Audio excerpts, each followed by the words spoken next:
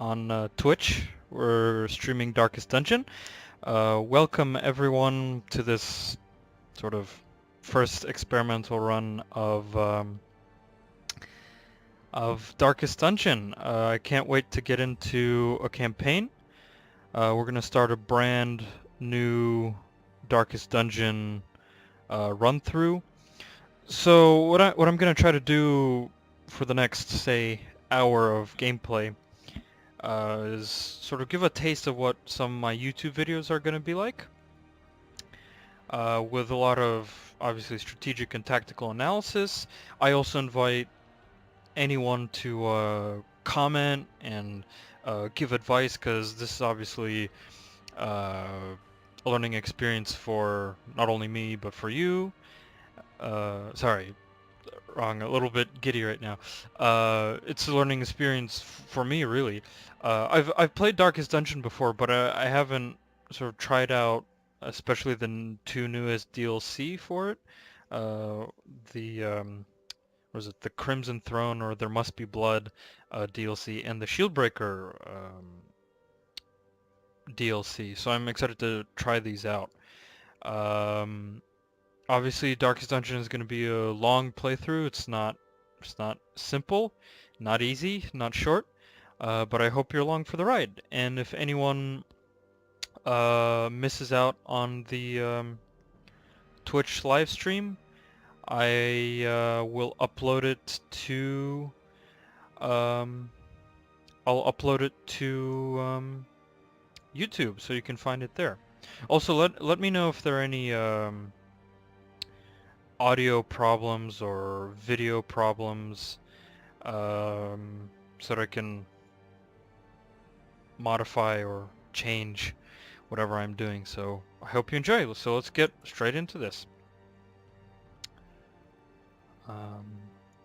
Yeah, alright. So we're going to be playing on the darkest campaign setting. We'll call this the Darkest Tactical Dungeon Estate. Alright. I'm not going to be using any mods. I have a couple mods from a while back, but maybe sometime later. Alright, there'll be a cinematic. I'll leave it on. Please enjoy. Here we go.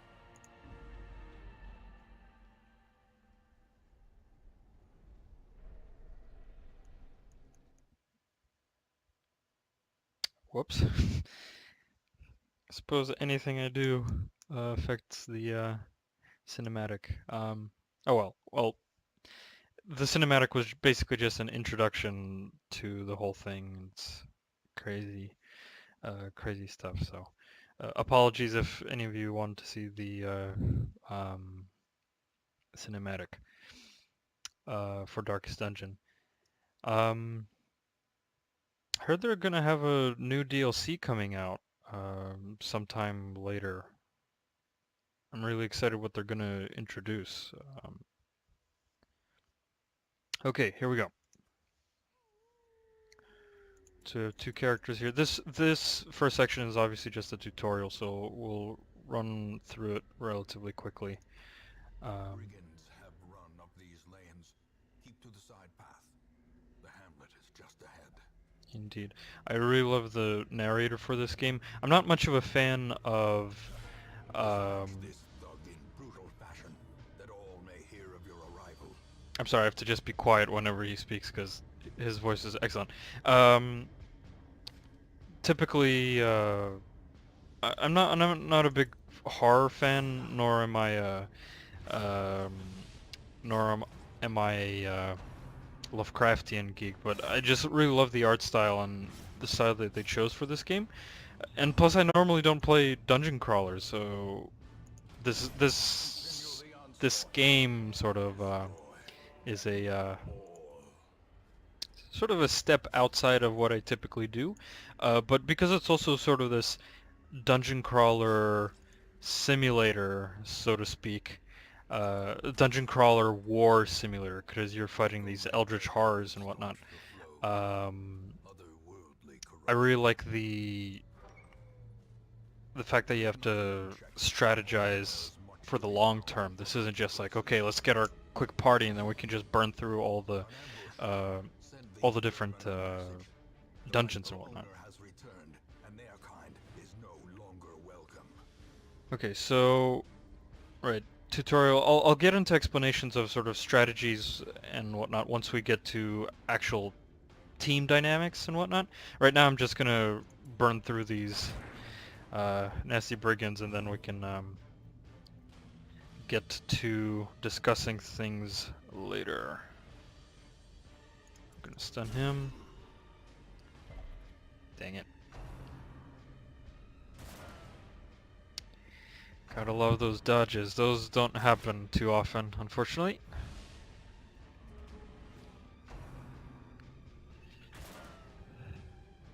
Yeah.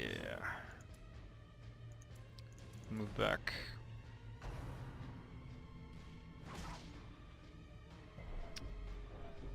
Stress, yes. I'll also get, if for anyone who's relatively new to, probably gonna have to burn this guy down. If anyone's new to Darkest Dungeon, I'll go into the mechanics once we pass the tutorial.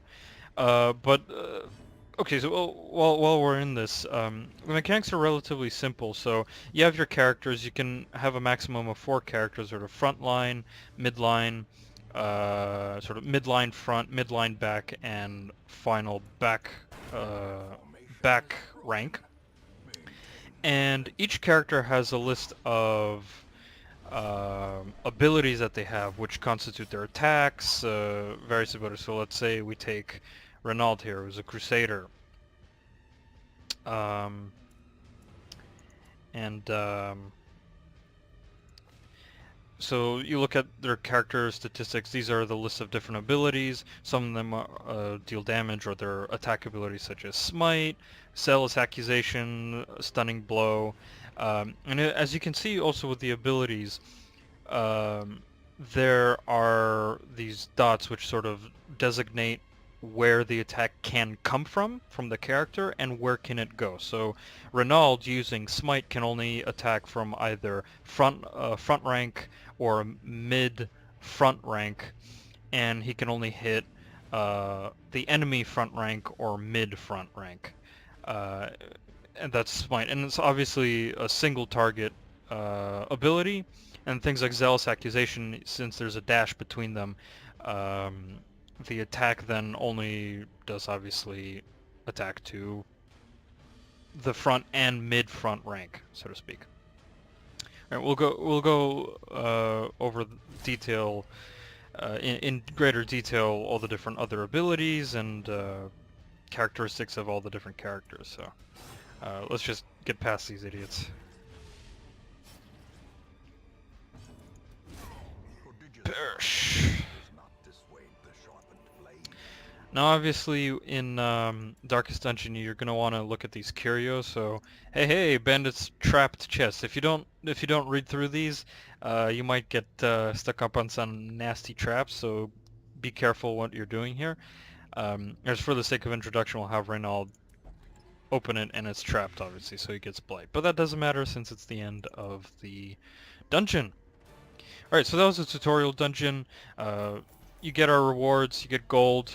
You get loot and stuff like that, and then you get your resources, or what shall we say, the main currency of the game, which are busts, portraits, deeds, and crests.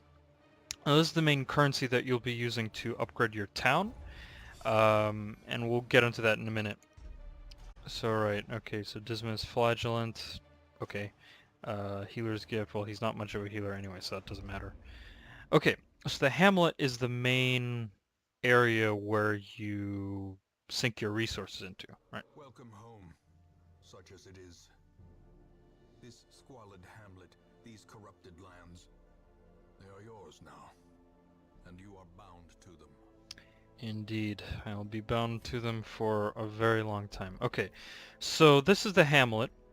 As you can see, our resources down here are down here, left lower corner. You have obviously gold, busts, portraits, deeds, crests, and then on the right here you have different menus. Districts are going to be unlocked later. I've actually never really encountered them. Like they came with one of the DLCs, I believe, like a big update, and I didn't get a chance to use any of them. So in this campaign, I hope to use them. Let's see, this is our activity log with all our quest goals. Yeah, yeah. This is not a short game, seriously. Right, I always had problems trying to get to the roster goals, because at some point you just have a character who's like rank 5 or 4 who dies, and then they never ever show up in the recruitment carriage anymore. Yeah, I think that was the first time where I like almost succeeded with the game but ended up failing. Alright, so that's activity log. This is our trinket inventory. This will obviously become more important later on once we get trinkets that we can use to equip our heroes. Got a glossary for all the terms if anyone wants to look it over. I think the Darkest Dungeon wiki has it, so I'm not going to be going over all the terms. Obviously, there are too many, right? That's the menu. Alright, so the hamlet is divided into obviously multiple specialized sections. Excuse me. Just gotta turn the heater off. It's a little bit hot in here. Anyways, so our main recruitment zone or recruitment building is the stagecoach. Obviously, recruit new heroes, so we'll go into it. Women and men, soldiers and outlaws, fools and corpses. All will find their way to us now that the road is clear. Indeed. We need soldiers. Okay, so we're gonna have a Vestal. A sister of battle, pious and unrelenting. And a Plague Doctor. What better laboratory than the blood-soaked battlefield? Okay, just let me quickly check. Cool. Broadcasting. Great. Alright. Alright, so the stagecoach obviously can be upgraded here. Go down to this menu. Upgrading the stagecoach obviously increases the number of heroes. So stagecoach network increases the amount of heroes you get, and then the hero barracks increases the total available roster. And then obviously experience recruits. Once you upgrade further, your recruits then come in at a greater experience, because the average recruits come in at 0 rank, and it takes a long time to get them up to strength really to do anything. Alright, so what I typically found is that upgrading the hero barracks, like the roster itself, isn't going to be all too necessary. What's actually more important is the stagecoach network, because you're going to be burning through your heroes early game really quickly, because they get stressed, they get diseases, because money is really scarce, and to keep your soldiers healthy, I shouldn't be calling soldiers, your characters, your meat for the grinder, so to speak. You're going to be burning through them really quickly early game, so the stagecoach will just give you more options from which to choose. So I would say this is the first priority to upgrade, because you just need that variety. You don't want to be getting 2 heroes when you're just burning through like 4 heroes every run. So we're going to upgrade. Okay, I really want to get that up to 4, so I'm going to go down here. And what I typically do, like crests are really abundant, so I'm going to sort of spend some crests to get an extra deed and upgrade to 4. Great. Great heroes can be found even here, in the mud and rain. Yeah. Okay. Alright, so that's our main recruitment building. Then we have the Ancestors' Memoirs. In time, you will know the tragic extent of my failings. This is sort of the main story log, so to speak. This is where you get all the different text cutscenes and video cutscenes. Right, there's the Crimson Court. This is part of the DLC. And then obviously when you attack the Darkest Dungeon itself and the epilogue, right. So this one doesn't have much functional use. It's just there if you want to, remind yourself of what the horrible story has been. Right. Most will end up here, covered in the poisoned earth, awaiting merciful oblivion. Right. The graveyard. Yeah, the graveyard. This is where most of your soldiers... I keep calling them soldiers. They're not soldiers. Um, the graveyard is basically, if anyone has played XCOM 2, it's like uh, the memorial or the like the bar. I forget what it's called. I think it's the memorial area, and you get to see all your soldiers. Obviously, here, the heroes. I mean, this is gonna fill up really quickly if we're not careful, obviously, or we're just gonna be dismissing all our characters before they die. Right. So obviously everything else is locked for the moment because we're still sort of in the story part of it. And I'll just quickly go over what the buildings do. So um, the tavern is there to help with stress recovery. In the late game, mid to late game, this is going to be very important. This typically uses portraits and crests to upgrade. Really kind of, it's not as effective, I must say, as the Abbey I found. So we'll be upgrading the tavern much later. It's sort of like a later game stress recovery building. The sanitarium is the building where, actually one of the most important buildings, especially going into mid and mid-late game.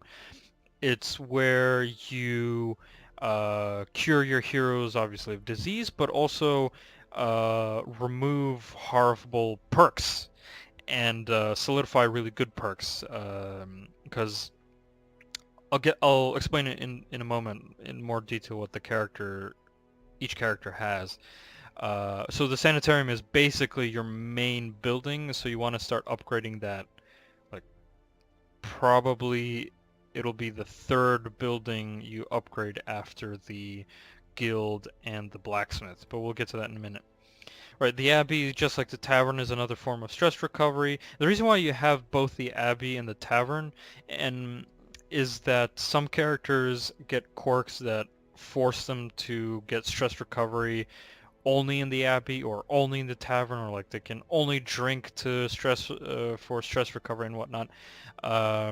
So, and plus it's to give you a little bit more flexibility how you want to um, spread your stress recovery around, because yeah, you're gonna have a lot of stress characters much later in the game. Right, then you have the guild. This is where you get to upgrade the skills of your characters.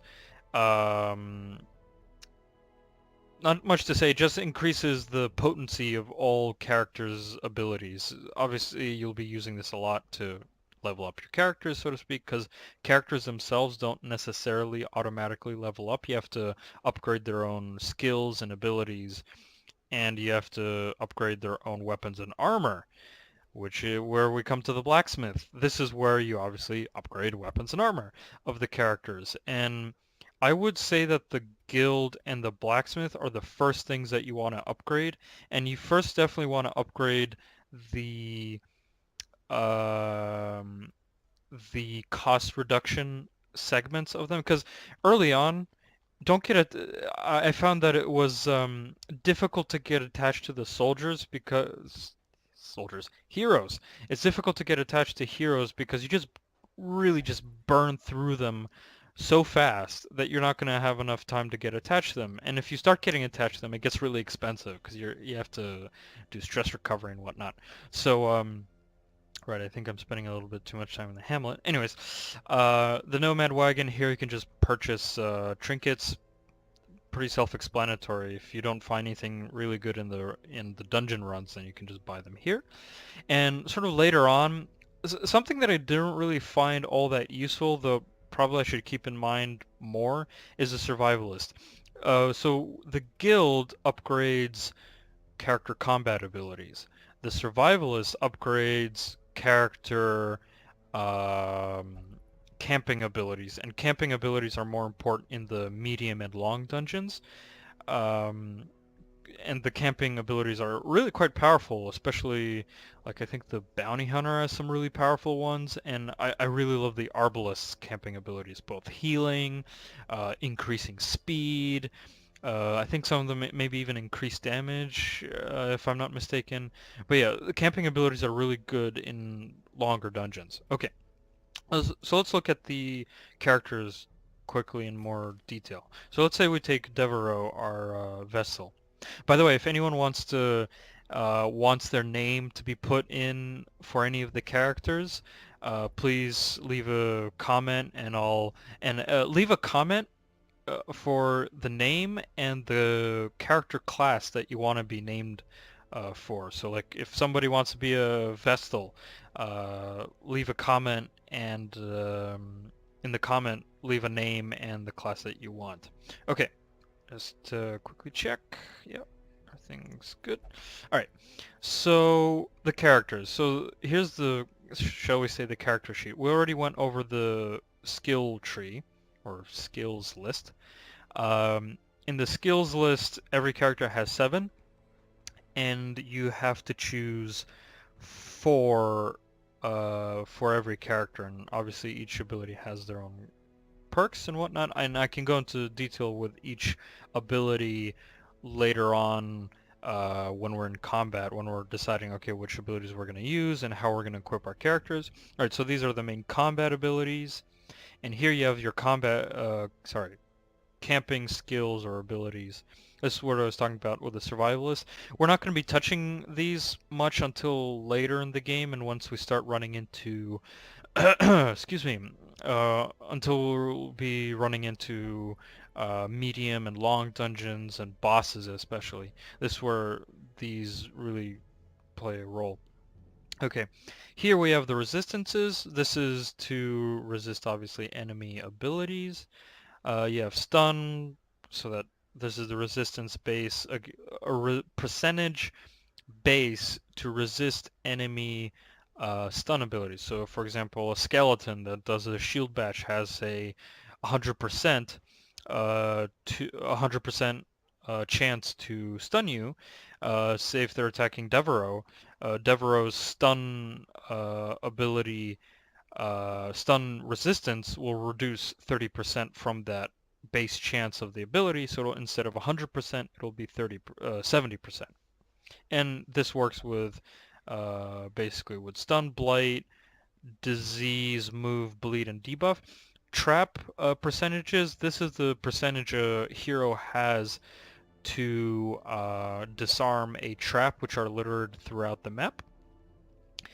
And death blow. This is an important mechanic of Darkest Dungeon. I think I'll talk about it much later, but basically when a character is about to die, instead of just dying outright, they go onto death's door, and they basically, most characters have a 67% chance of surviving. So if they continuously get hit when they have 0 hit points, when they're on death's door, then if they keep hitting that 67% chance, they'll stay alive, but obviously sooner or later they're going to bite the bullet and die. So death blow. So if you can get the resistance to death blow higher, obviously there's a greater chance for your character to survive when they're on death's door. All right. Then each character has quirks. There are positive quirks, negative quirks, and they can affect the characters in many different ways. So say robust gives extra 15% to disease resistance. Unnerving, which is actually really good, especially I would say for a Vestal, who's mostly ranged and healing. So the Vestal plus 10% damage to range skills. Now these damage quirks are really good early game because sooner or later you're going to end up just one-shotting enemies, and having these quirks are pretty good. But later on, late game, you're not going to be one-shotting enemies at all. So the damage quirks become less useful unless you have a really good one and then you pair it with a trinket, which is like plus 50% damage, and then you like shave off hit points like there's nothing. Alright, and then obviously the negative quirks affect the characters differently. Dud hitter, -3 crit of HP. This isn't really all that horrible. Vessels I don't think are really good for crits. Critical hits aren't their forte. So this doesn't really matter. Dacnomania, obsessed with killing. This can play into character quirks, say when you're um, when you're in a dungeon, someone who is obsessed with killing, maybe you come into a pile of bones and knives and uh, bloodied implements, and then it's all about killing. Maybe your character is gonna auto search that pile of bones and weapons and stuff like that, and they might get a cut or something. Right. So far, at least for Devereaux, there isn't anything too horrible. And then each character has base stats. Now, uh, every Vestal is the same, and they're only changed by the quirks that are present for each character. So every Vestal at level 0 will have 24 hit points unless the hero has some kind of quirk, or you equip it with you equip the hero with some kind of trinket and whatnot. So maximum hit points, that's obviously the amount of damage a character can take. Dodge is the I think it's a percentage or it's a rating. The obviously the higher it is, the more it reduces the accuracy of enemy abilities. So for example, you take um, say Dazzling Light, and you're attacking a skeleton. So your accuracy base is 80, so that's an 80% chance, I believe this is how it works, 80% chance to hit a skeleton. And if the skeleton, say, has a 10 dodge rating, I don't remember how it exactly works, but I don't think it's like a straight 10% reduction, because dodge is 10, might be that, or like the dodge number is a factor.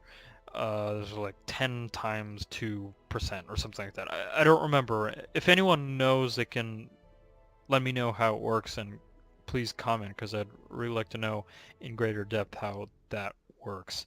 Right, protection, this is purely damage reduction, where maximum hit points is just how much total damage you can take. Protection reduces the damage that you take. Speed.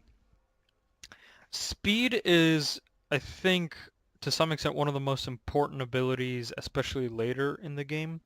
Um, Obviously for slower characters who have a low base speed, like say Crusaders or Lepers or any of those guys, any of those folks, so speed doesn't really matter for them. They're there to tank. They're slow. But characters like, say, the Plague Doctor, who can drop a stun on an enemy before anybody else if they have high speed, that's really effective, because if you can prevent the enemy from acting and dealing damage against you, that's that's more space you put between your heroes and the opposing and death, basically. So speed is good. If you can upgrade speed out, upgrade that with abilities or with quirks if there are any, and traits. Sorry, not traits. Trinkets. Speed is really good. It's just objectively good, because if you can just act before the enemy does, you can, if lucky, you can just reduce their strength down so you take less damage.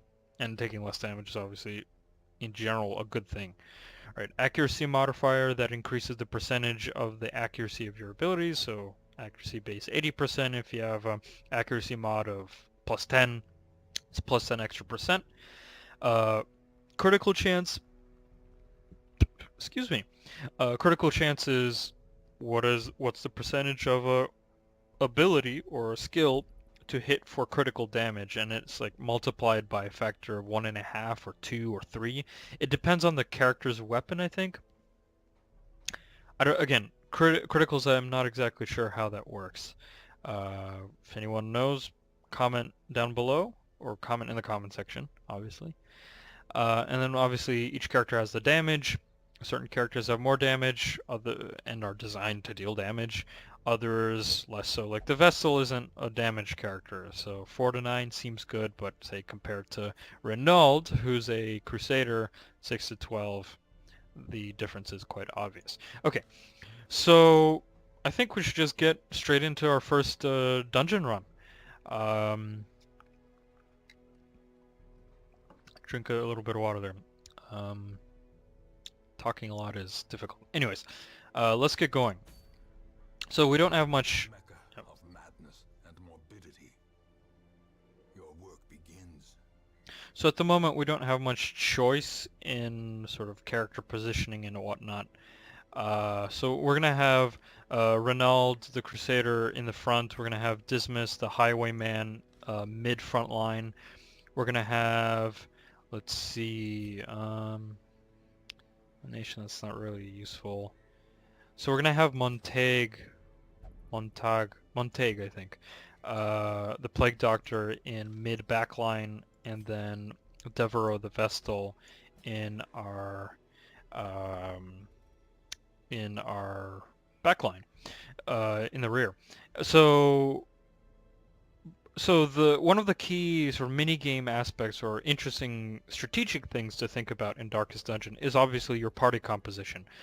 So as we can see, there are 6 different zones that you need to level up and go through and get treasure and defeat the bosses. So right now we're only able to go to the ruins. Um, and obviously Crusaders are really good in the ruins because of Smite, plus 15% damage versus Unholy. I mean, why the hell not? Why wouldn't you just take that? No pun intended with hell. We're here to slay hell. We're here to slay Lovecraftian horrors who have taken over our estate. Anyways, so I typically try to be very rational with my party compositions. If anyone wants to comment some fun or really powerful character combinations that they'd like me to try out, say in the next live stream, and we'll do it. Like all Crusader run, or like all Highwaymen, or like 2 Highwaymen and 2 Lepers, with the Lepers being in the back row, even though that's worthless. But you get what I'm saying. So comment down party compositions if you'd like to see them. Right, so for the runes, our rewards are, okay, 3,000 crests, get debuff stone. I don't like the debuff stone that much. Like the common trinkets are really not that good. There are a couple of them that they're pretty good. It's kind of, sort of. Anyways, right, so it's short, so we don't care about camping. Okay, I think let's just head straight into it. The cost of preparedness, measured now in gold, Right, okay, so, in blood. yep, yep, you're not wrong there. Okay, so short, so the ruins, okay, I would say that for a short dungeon you always want a full 12 food. Basically that's three bursts of healing, even with the Vestal. Hmm, let's see. If we have a Vestal, why would... Well, you kind of need food because it's really nasty. Because when you're in the dungeon and you're walking through the dungeon, dungeon crawling, sometimes a random ability pops up, and or a random event pops up, and it says all your characters are hungry. You have to feed them, and if you have no food, the damage done is horrifying. So stress recovery, the stress is increased, and your character just take a whole bunch of hit points. So better to be safe than sorry. And I suppose a rule of thumb is better take more equipment than you actually need. Because you're going to get refunded about a 30% for each item that you take. Um, and also, again, it's better to be safe than sorry, because why not? It's better to be safe than sorry. So more equipment is better, kind of. But if you're lucky, you can sort of be really accurate with your equipment numbering. So with the runes, I usually take, even for a short dungeon, I take 3 shovels, because there's a lot of sort of path blockages that need to be cut through. Anti-venom, don't need anti-venom, and the runes were just facing off against mostly skeletons, and none of them use blight damage, or like, yeah, blight damage. Bandages, not a fan of bandages, but we're going to be facing off against bandits who have blood abilities, or bleeding abilities. So we'll take 1 medicinal herbs. We'll take 2, sort of like 1 for countering any horrible debuffs, and 1 for countering, for like opening up an Iron Maiden or something like that. That's one of those curios. There are a lot of chests in the ruin site. I think for a short one I typically take 2 keys. Okay, we've got holy water from the Crusaders. By the way, some heroes bring their own resources, so to speak. Um, and yeah, their own resources or equipment with them. Like Crusaders bring holy water, plague doctors bring anti-venom. So holy water, it adds resistances and helps with certain curios. Um, no, I don't think we're gonna need them. Like, yeah, I think 1 is enough.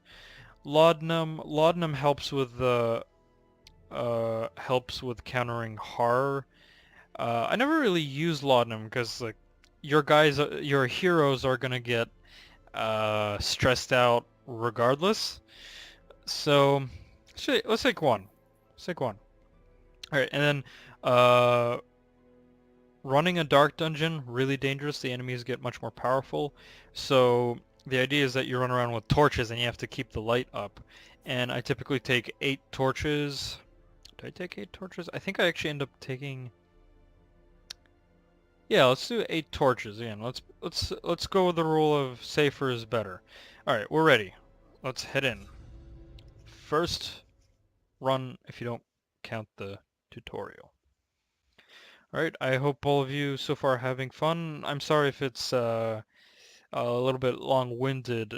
Since I'll be uploading these live streams later on to YouTube, I just want to have someone, uh, if someone's never seen Darkest Dungeon by any chance, to sort of understand to some extent what the mechanics of the game are, because I'm here to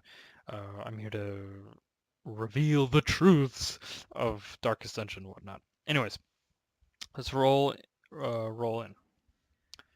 Okay, so their goal is to explore 90% of rooms, so that means we just need to explore. Let's see, let's see. I think there was like 1, 2, 3, 4, 5, 6, 7. So we need to explore 6. All right, well, we have only one direction. Let's go. All right, so the dungeon crawling isn't really that difficult. You just go from left to right. All right, let's pick up this torch. Packs laden with loot are often low on supplies. Yep. All right. Before you enter a room, make sure the light, sorry, I shouldn't be prescribing anything.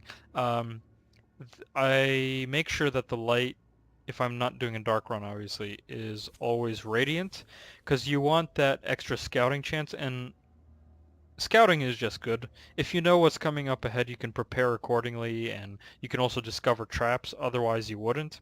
And then dodge is always good, and surprising monsters is always good. You get the first go, so you might just team wipe the enemy later on in the game. Alright, alright, let's consolidate. Let's go. What do we got? Fight 2 skeletons. Bone ramble. Nothing too serious. We'll just dispatch these guys with ease. Obviously this is a bleed ability, but it obviously doesn't work. Murder them. And slash him. Yep. Good. Money. So the Crusader has really typically good resistances, so the tanky characters like the Crusader... Yeah, Trick of the Light. The Crusaders or the tanky characters typically are really good at opening up traps, because who knows, maybe this trap... No, it's not. Okay, good. Glittering gold, Eh. trinkets and baubles, paid for in blood. Not yet, my man, not yet. Alright. Yep, here's our first blockage. Even the cold Shovel. stone seems bent on preventing passage. Indeed, all the odds are stacked against us. Okay. Okay, Eldritch Push. Alright. Excuse me. Let's keep the light up. To use that, I right-click it.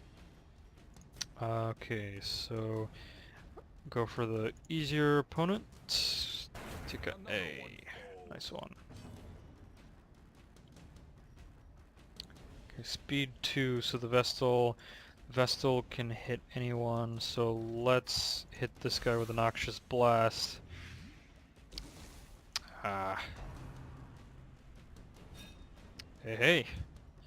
Okay, well then, we'll do Dazzling Light. Try to stun the, The light, Acolyte, promise of safety. because the Acolyte starts throwing out all those stress abilities. I do not like them. Right, clear this out. Right, as you can see, there are corpses on the field, so to speak, and they prevent enemies from moving. So if someone's in the back line, they don't just immediately go to the front line. You have to clear the corpses out first. Some abilities that immediately let you clean out corpses. So yeah. So let's just finish the Acolyte off. Oh no. Play grenade. Oh come on. The Acolyte's stunned. The Vestal can hit the Acolyte, why can't you? Alright. Good. Plus also if you shift the enemy position around, like typically the Acolyte has abilities that are really good when they're in the back line. So if you push the Acolyte forward, there's some abilities that the Acolyte won't be able to use. So there's a bit of formation play here and there. Alright, let's go. Good, Radiant Light, 94, good. Where's the scouting? Come on, okay, I think we're gonna go... It really doesn't matter how... Both of these are kind of an inefficient route, so I'll probably go like that. Yeah. Alright, so east, then north, then west, and then double east. Okay. Yeah. Not too much. As you can see, also the characters slowly get hit with stress, because dungeon crawling is stressful. If you didn't already realize, you guys are all doomed. Ha ha ha. Okay. Bone Arbalists. I don't like Bone Arbalists. So, let's just... Let's see, Highwayman, speed 7. So, yeah, let's hit him with a Plague Grenade. Oh, come on, you have speed 2. Alright, well then let's stun the Arbalist. Good. And then... Should I risk it? Let's hit the guy who hasn't, let's hit the skeleton that hasn't, acted yet. I mean, who's already acted. You are dead! I have killed that which is unkillable. Okay, grape shot. Because he's gonna get, the Arbalist is gonna get blighted down. We'll Noxious Blast him. Or we'll Noxious Blast this Bone Soldier. Should really be paying attention to the terms, because I want my viewers to understand everything as it is, not like, okay, I'm gonna kill him, then I'm gonna go for him, then I'm gonna hit him.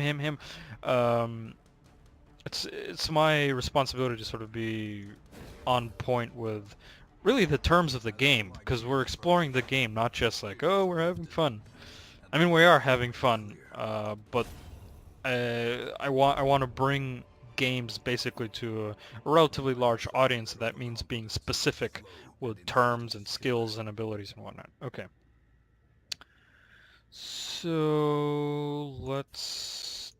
Okay, so this is a Holy Fountain. Yeah, let's just use this. Hey, stress healing, good. Good. This is the scouting. Okay, so one trap. We're good. The Highwayman is really good at clearing out traps, so should be in no trouble. 90% chance. Really? Really? His efficacy unwitnessed by his own eyes. Indeed. Whoever made that trap really did not like Highwaymen. Poor Dismas, he gets a bad rep. Anyways, let's keep going. Ooh, treasure. Let's go get the treasure. Okay, Dismas, don't fail, please. Thank you. And there's a bit of stress recovery. Woo!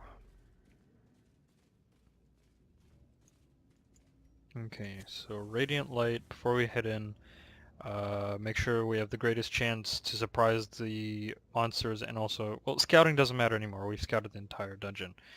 By the way, we're actually gonna complete the dungeon because I want to get the treasure at the very end of it. So even if technically the run has been completed, we'll go get the treasure anyways. Yeah. Okay. Let's try to get the Bone Soldier. Some more damage. Open vein or pistol shot. Pistol shot is more crit, but we're not really big on crits right now, so... What did I say? What did I say about crits?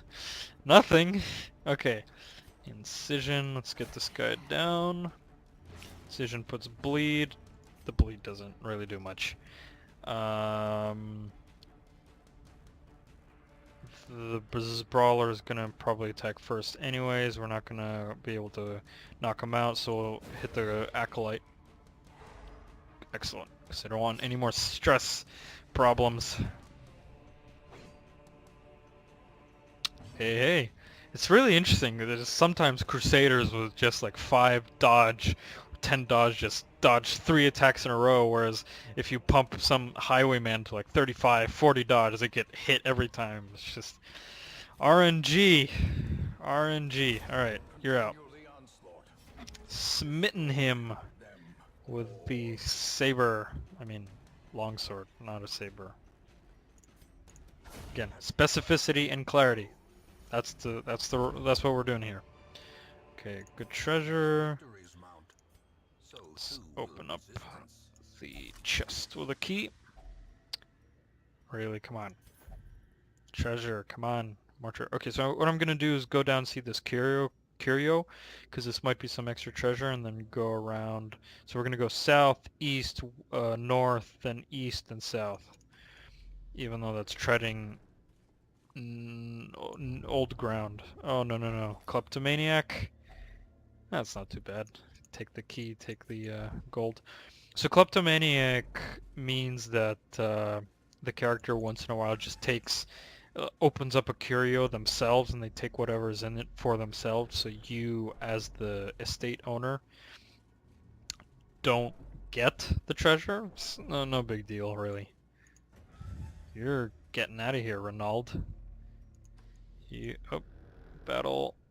Since there's an icon, battle, so we'll, yep, Radiant Light. Maggots, nice. I like it. Another abomination cleansed from our lands. Our heroes are so low level that the only thing they're able to fight is maggots. Oh, come on. There we go. I wholeheartedly agree. So, since we sort of missed the cutscenes, I just want to let everyone know what the story is of Darkest Dungeon. So, there's this ancestor of yours. There you go, Kleptomaniac again. Whatever. There's this ancestor of yours who I think basically had a really decadent life. That was the event, by the way. Had a really decadent life, and he started getting really tired of it. So he started dabbling in eldritch magic. Nope, I want that treasure. And he started inviting and using more and more eldritch magic, and that started corrupting the estate, and it finally corrupted him, and finally the ancestor kills himself. Because Lovecraftian horror, that's why. And before he dies, he sends a letter to you as the player to come back home and take over the estate and basically care for it and make sure to carry on the lineage and clear out the darkest dungeon of this ancient eldritch threat. And that's going to take a very long time. Alright. Oh, Bone Courtiers. I really don't like them. They do all that stress damage, so probably going to hit the Courtier. I'm going to hit with a Plague Grenade. That'll blight him. He's going to... The Courtier's going to die. Gonna get blighted down, and then the Arbalest will take some damage. We'll probably stun the Arbalest. So he doesn't, the defender doesn't do much damage. The soldier is the main damage dealer, so we'll probably stun below him, unless we can smite. Do we risk it? Do we risk it? No, let's play it safe. Stunning blow. There you go. Oh, no. Oh! Oh. Did they change that? I guess not. No, they didn't. Okay, anyways, I messed that one up. I thought I was going to be able to stun the Arbalest. Okay, well, we'll stun the defender. Less damage coming our way. That's always good. Gently. This is how a life is taken. Ow. Very big ow. But anyways, if you die Dismiss, it doesn't matter. Alright, it's a pistol shot. Really? Really? Come on. Okay, so if we play Grenade, that'll do 1 damage, which will build up to 8. That's not gonna kill the Arbalest. Well, then I suppose let's stack the, Blight on the Defender, because the Defender has has 25% protection. So it's really difficult to, it reduces your damage, so it's really difficult to burst down the defender. One tactic to use is to just start stacking blights and bleeds on tanky characters, and then you should be good. And then throw in a couple of smites and crits in there, and then you should be even better, but you get what I mean. Alright, good. Smote or smitten? Smitten with a mitten, I don't know. Okay, let's get the Arbalest out of here. So, Plague Grenade, heal Blight down. Let's heal? Let's stun. By the way, stuns are interesting in this game because you can't stun lock someone, not easily. So, for example, this Bone Defender has been stunned, so once their turn arrives, they unstun, obviously, but they can't act anymore. But they get a increased resistance to stunning, so you can't technically just stun lock an enemy over and over and over again, unless obviously you have a character kitted out for it. But you have to be careful with your stuns. You have to be careful with placing them, and don't stun, and be careful not to target the same character over and over again, because their resistance is just going to build against stuns. So, yeah. Alright. Let's cut him down. We're going to open the vein of a Bone Defender, because obviously Dismas loves opening veins on bony creatures. Okay. Victory. Not too much there. Let's get the key. Open it up. Oh, not bad. Not bad. Basically, we have to be grateful for small rewards. Okay. So, again, small rewards. Let's see. So we're not going to kick anyone out yet, because the stress isn't too bad. Healer's Gift, worthless. Worthless. Also kind of worthless. Anyways. Excuse me. Alright, so I think... yeah. Once. But we shall make it the envy once again, ancestor. Alright, so the tavern has opened. So it's stress recovery. So how stress recovery works is you put a character in... Oh, nope. Can only flagellate. Okay, never mind. Let's say we take Devereaux and we want to reduce stress. So we put him into the bar, gambling hall, or brothel. And we leave them there for a week. And an event happens. Either they go off and get missing, either they lose some money, or they get stress recovered. Which is great. That's what you're aiming for, right? So, right, the tavern. I already said that the tavern is sort of the worst of the two stress recovery buildings, at least from my The experience. cobwebs have been dusted, the pews set straight. The abbey calls to the faithful. Mm-hmm. Obviously, the caretaker, yeah, he's faithful, flagellating in the penance hall. Okay. Yeah. Okay. So we're not going to do anything with the tavern or abbey yet. There isn't much to do. So we're gonna go to Stagecoach. Ooh, Shieldbreaker. I'm glad we have a Shieldbreaker. Never. This is the first time I'm playing the Shieldbreaker DLC, so that's great. Okay, Facade. So yeah, Hyomania. Okay, that's good. Tanky. That's also really good. Um, crit. I mean, crits become more and more prevalent, especially late in the game. So let's hope you stick around, Fossard. A mighty sword arm anchored Bosier. by holy purpose.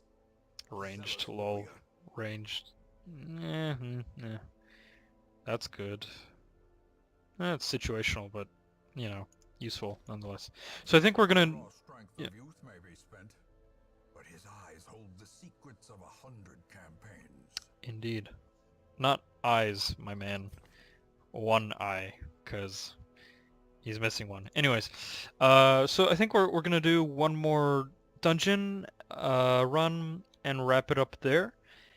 And I suppose I'll see you the next time with another Twitch stream, probably coming tomorrow. I'll let everybody know on social media and on the YouTube channel, so please subscribe, like, comment, share. Hope you enjoyed the comment. I hope you enjoyed the content. Um, please give advice, and I should be saying all these things after the next dungeon. Anyways, let's roll with the next dungeon. Okay, so Antiquarian. The Antiquarian is actually an interesting character because the Antiquarian is not a combat character, not at all. Uh, but what the Antiquarian allows you to do is get lots and lots of treasure. So I think you can only stack around 2,000 gold in one slot, in one equipment slot, and the Antiquarian allows you to do 2,500 or 3,000. So the Antiquarian is really good because it lets you carry more treasure. And when the Antiquarian explores curios, they have a high chance of discovering a small trinket, which is auto gold, or you can discover a major, not a trinket, sorry, I forget, a minor artifact, and or you can discover a major artifact, which I think are 1,000 gold each, which are really good. So Antiquarian's not for combat, but definitely for treasure hunting. So that's really good. All right, so Shieldbreaker. Never. Where others will not go, and sees what others will not see. Indeed. All right, we'll work on that in a minute. Okay, so Ma Makel or Machel? I don't know. Okay, so what do we got? Orin's Adventure. All right. Uh, that's right. I never really was able to use these sort of below 50% quirks all that often because it's either your character is low on health, must heal, or your character is low on health, they're going to die. So they don't get a chance to use these quirks typically. Alright, Stress Eater. Nah, that's an inconvenience. Deviant Tastes. And whatever. Okay. So this is the first time. Okay, so really good stun block. Okay. Blight. I suppose this character has a lot of blight abilities, if I'm not mistaken. Disease, same as usual move. So this character is sort of like a tank in terms of stuns and movement. So the Shieldbreaker holds their ground, but they're not really tanky in terms of health. It seems like the Shieldbreaker is actually a dodge tank, which is interesting because let's see, there are three, I think, tanky classes, like pure tank classes in Darkest Dungeon. There's the Crusader, like Renaud and Fossard, and then there's Man-at-Arms, which is like Bosier. Like the Man-at-Arms is more like a true tank. Um, the Crusaders are more like a bruiser or a brawler, so they have a lot of damage, but they also tank. And then there's the Leper, which has horrible resistances, has a huge hit point pool, greater than any other character, um, but also deals lots and lots of damage. So, like, I actually don't know what the difference is between Bruiser and Brawler, and I wonder if anyone can enlighten me what the difference is between Bruiser and Brawler, like which one has the greater damage potential. And then I can name the Crusader either the Bruiser or Brawler, or the Leper, Bruiser or Brawler. So, okay. Right, Shield Breaker, 20 hit points, not much. Dodge, pretty good. Speed's good. Faster tank-ish. Tanky-ish. High crit, okay. Good to know. Meh damage. Okay, what's the abilities? Pierce. Increases crit.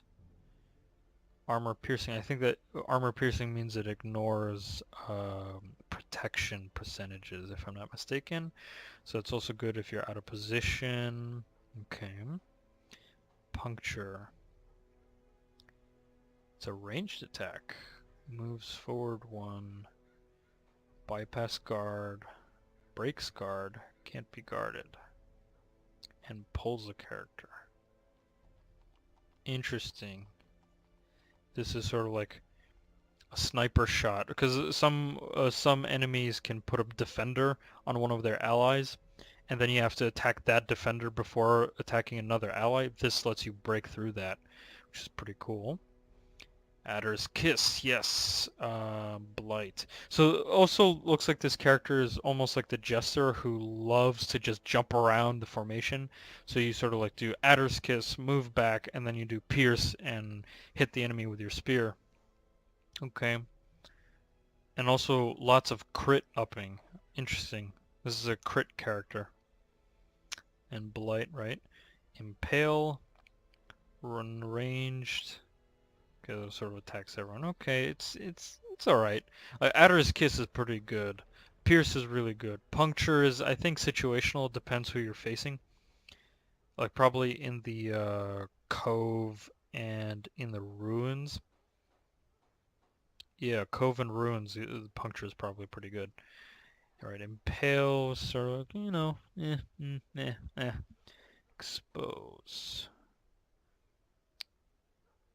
Bypass Stealth. This is an interesting ability. I don't think I've ever encountered a stealth opponent. There might be some enemy type that I haven't met that has come along with the Shield Breaker DLC. So this seems very situational. But it increases your crit chance but reduces your speed. So like a glass cannon approach, kind of. Captivate. More Blight. So this is a synergetic ability. Probably good with like bounty hunters and arbalists who can mark targets. Okay.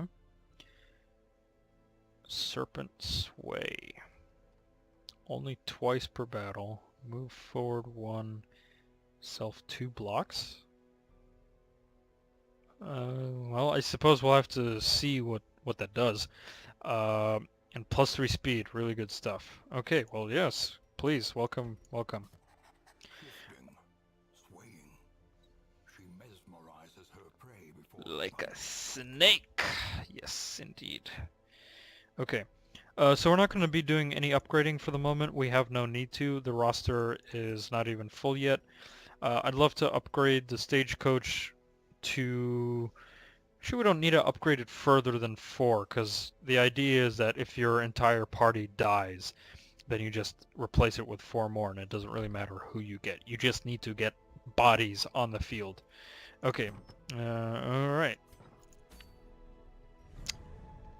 So we're gonna go to the ruins. Let's see what options we have here. So we've got Virtuous Chalice. Nah, don't like it. Also, by the way, if there are any trinkets you don't like, you could just sell them, which I'm gonna do, because I don't like this trinket. Unless someone has an argument for the debuff trinket, please write down in the comments why you like the debuff trinket and when you use it. I want to know. And I think everybody else wants to know too. Okay, so right. It's not bad. Stalwart buckle. More crit chance. The virtue and stress doesn't matter at the moment. Ooh, Grave Robber. I love this trinket early on. +2 speed, +2 20%. The move resist I can do with that, but the +2 speed, that's really good. But we don't have a Grave Robber. So, and this is fight all battles. We're not ready to do a medium one yet. But the stun amulet's pretty good, especially for a Vestal. I think we're gonna roll with...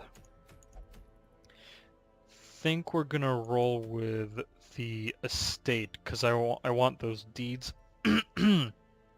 Excuse me. Yeah, just take a sip of water. But just this trinket is really good, because grave robbers love their speed. Yeah, they love their speed. That came out a little bit wrong. Anyways, speed is a really good ability for grave robbers, and this trinket just has no drawbacks, and we're just hoping for a grave robber. Okay, so let's roll. I mean, it's a short one, so we don't have to be... Let's try this synergy. We're gonna have Makel, Bozier, Poer, or Poor, and Montag, I think. Poer will go backline because Antiquarian is whatever. And we'll have Montag take the middle, because I want to see this Blight synergy. Because the Plague Doctor and the Shieldbreaker look like really good characters to go along with each other. I should be taking Fossard to sort of like test them in combat, but this is gonna take a long time anyways to complete this campaign, so let's just roll with it. Alright, off we go. Alright, so standard block of food, 12, 3 shovels, don't need the anti-venom, 1 bandage, 2 herbs, 3 keys, let's do 1 holy water, 8 torches, and we'll leave the blood for later. The blood doesn't really come into play until once you get into the courtyard, I think. Alright, we're set. Let's get rolling.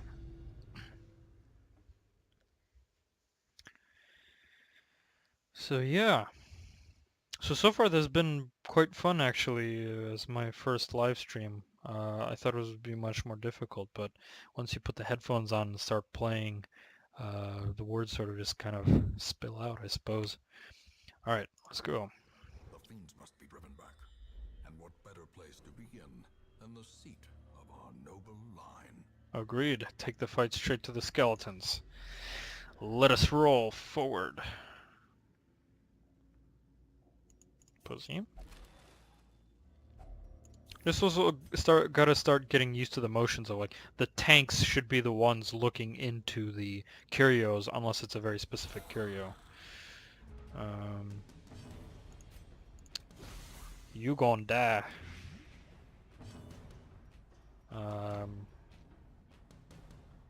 Yeah, sure. Flash powder, I guess. Again, I never really know how to effectively use the antiquarian. If anyone knows, let me know. He's gonna pierce. Hey, hey.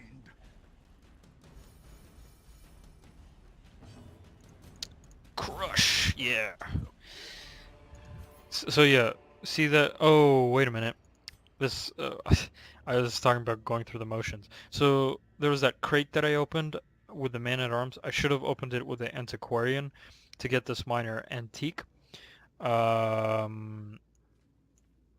You should be doing, if you have an antiquarian with you, use the antiquarian for all your curios, because that way you'll get the maximum amount of value out of the presence of the antiquarian, so to speak. Alright, so this simple dungeon, we're just going to go south-south, west-west, north-north. Alright. Let's make sure we have radiant light. Alright, nothing going on. Quite a crowded dungeon for the moment with lots of curios. Better for our antiquarian.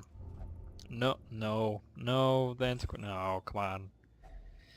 Wonderful, I got a torch. Could have gotten a minor antique because of it. Oh well. Alright.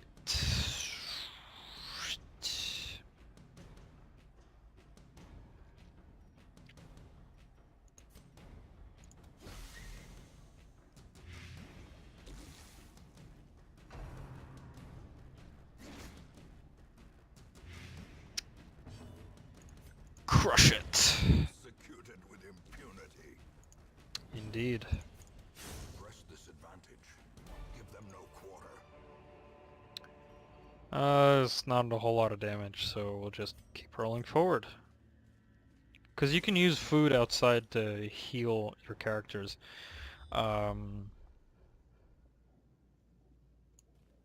Lay map. Okay, well, so far nothing blocked yet, so we're good. Okay.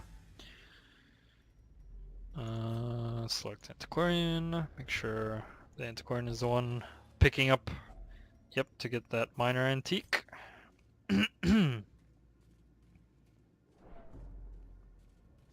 No, no, no, no, no, no, don't do that. Oh, well, hey, positive effect. Beast Hater. I mean, the damage buff on a Plague Doctor is worthless.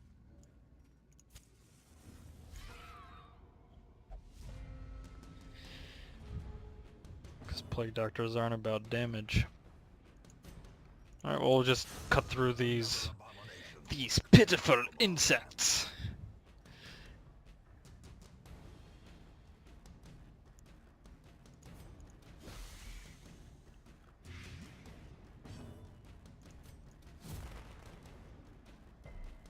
Oh, you know what? I should have kept that debuff trinket because the Antiquarian could use it for flash powder. That's sort of like a minor thing because Antiquarians aren't about combat. But, you know. Bellow. Because then the spider will die off. And we'll do a little bit of damage to the maggot. This is how a life is taken. Just incision. As the fiend falls, a faint hope blossoms. Only a faint hope, narrator. Why not, you know, more than faint hope? I don't know what I'm doing. Alright. Torch. It also makes, when you have an antiquarian nearby, makes the antiquarian much more useful because you just get minor antiques plus a torch, which is great. Okay, so battle, let's make sure we have maximum light. Ugh. Courtiers, no! Oh, thank God. They are the bane of early parties because they force you to just... Yep. Well, Bozier, you're out. Okay. Let's Noxious Blast you. Really? Really? Come on. We'll, Flash Powder the back rank. Things do go bump in the night, especially when it's a skeleton carrying a club. Alright. Adder's Kiss. Dodge and speed up. I probably should have done Crush to knock out the Bone Rabble, but, you know. Right, so we're not going to be able to kill... Well, let's hope. It's whatever. Flash Powder, don't you dare hit me with the... Oh, come on.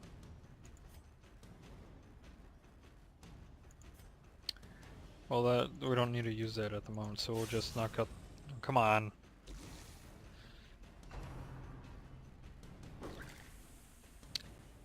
No, I like the shield breaker. Alright. Crush him! Crush the Bone Rabble. Defeat the rabble. Rabble scum? Yes? No? No? Okay. If anyone likes the kind of humor, leave a like, comment, share, and subscribe. Maybe, please. Okay. No, of course everything's up to the viewer, but you know. Hey, you shall die of blight, courtiers. Confidence surges as the enemy crumbles. Indeed it does. Only by a little bit. See, here's the rare antique I was talking about for the antiquarian. Promises success. Antiquarians really help you out with resources and whatnot. Okay, try this radiant light. Where's our scouting? Come on. Hunger. So we use the holy water. If only treasure Not could bad, staunch not bad. the flow of otherworldly corruption. Indeed. Anyone good with traps? Good. We could try with the shield breaker. I mean, yeah, let's do it. Hey, less stress. Always good. It's one way of taking care of your characters who have high stress. Maybe they can disarm a trap or something. That way, maybe you can save them for another run. No, not courtiers again. Okay. Really doesn't matter. Let's just cut through the rabble. Maybe we can.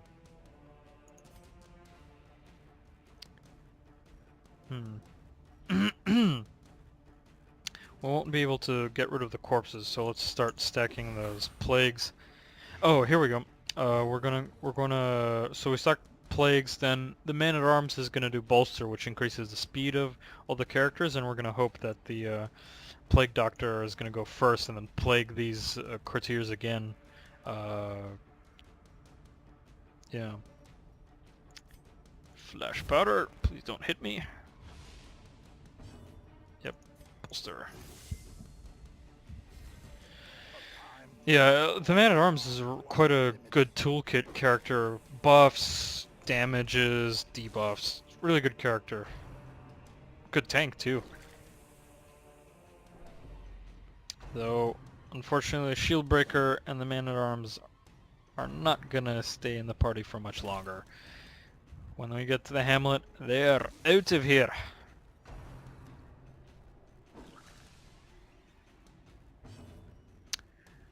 Okay. Their formation is Make sure that other courtier doesn't get a chance to act. Crush him! Oh, come on. It's just... man, I really don't know what to do with the antiquarians. Like, okay, I'll do flash powder, which does nothing. the weapon that cuts on Yeah, that's the role of antiquarian, unfortunately. Continue the onslaught. Destroy them all.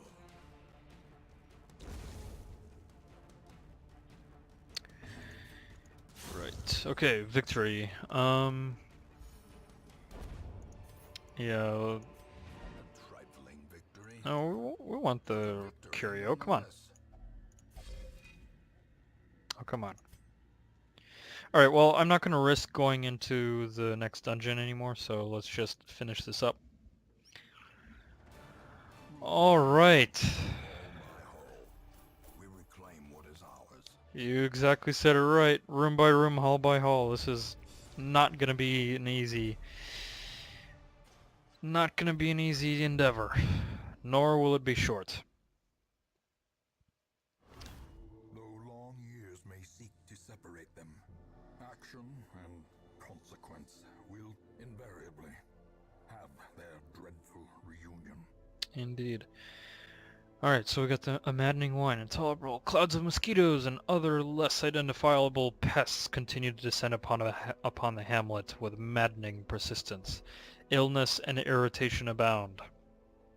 So the courtyard has opened. I've tried the courtyard a couple times, especially before I was ready. And we are not gonna do the courtyard until we're ready this time. Let's just quickly see, have they done anything? Like, see, this thing lives. lies short for apprentice level 1 characters. No. The courtyard is much more difficult. Okay, well, as I said, this will be the last dungeon that we do before I sign off. I hope everyone has enjoyed the live stream, what I've been doing. I'll obviously post the live stream onto YouTube for anyone who has missed it. This has been the debut of my channel. I hope you enjoyed it. There will be more content coming up very soon. I'll be live streaming tomorrow. Not exactly Darkest Dungeon. I have some other ideas in mind, which is a surprise. And yeah, I hope you enjoyed. I've already repeated myself 3 times. I hope you enjoyed. Like, comment, share, and subscribe on my YouTube channel at youtube.com/tacticalAnalysisGaming, I think. Or just Google Tactical Analysis Gaming. And I hope to bring good content to you in the future. Thank you, and goodbye.